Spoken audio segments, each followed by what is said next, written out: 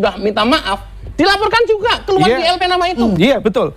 Inilah akibat SBY dan Partai Demokrat terlalu baperan ya. Sehingga tidak bisa membedakan lagi antara kasus hukum dengan kasus politik. Mereka tidak bisa membedakan tuduhan ijazah palsu yang dilakukan oleh Roy Suryo kepada Pak Jokowi dengan tuduhan dalang isu ijazah palsu. Disinilah saya melihat kedangkalan emosional dan kecetekan berpikir Pak SBY dan orang-orang Partai Demokrat.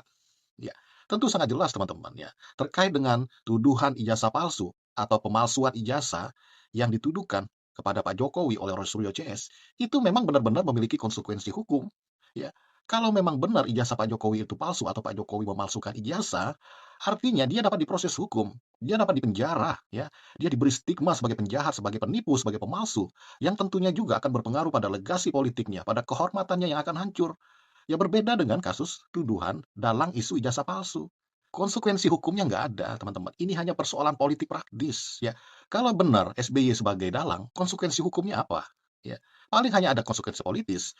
Konsekuensi politis itu bisa direspon oleh elit-elit Partai Demokrat ya dengan membangun opini, membangun persepsi, ya dengan melakukan klarifikasi, dengan melakukan pencerahan kepada masyarakat.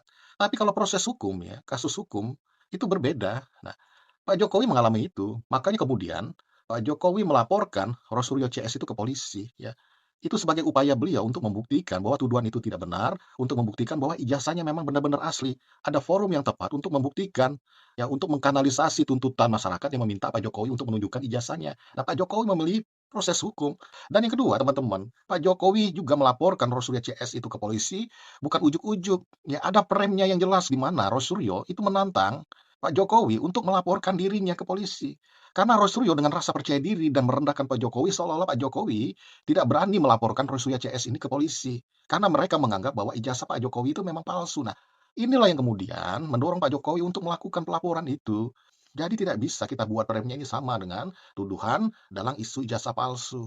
Inilah yang harus dipahami oleh Pak SBY dan orang-orang Partai Demokrat bahwa realitas politik itu adalah ruang asumsi, ruang opini.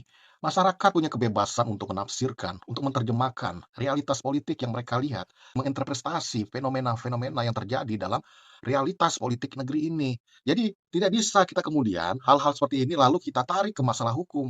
Tujuannya apa? Ya kan ini seolah-olah ingin menakut-nakuti masyarakat agar tidak terlalu bebas dalam mengeluarkan pendapatnya, tidak terlalu bebas dalam beropini, ya, terikat dalam membangun perspektif politik mereka. Ini kan sesuatu hal yang kotor, ya, praktek-praktek yang tidak benar yang dilakukan oleh SBY dan Partai Demokrat dan harus dibedakan, sekali lagi harus dibedakan, ya. Kasus ijazah palsu yang dituduhkan Roy Suryo CS kepada Pak Jokowi itu persoalan hukum, ya. Partai Demokrat jangan tergoda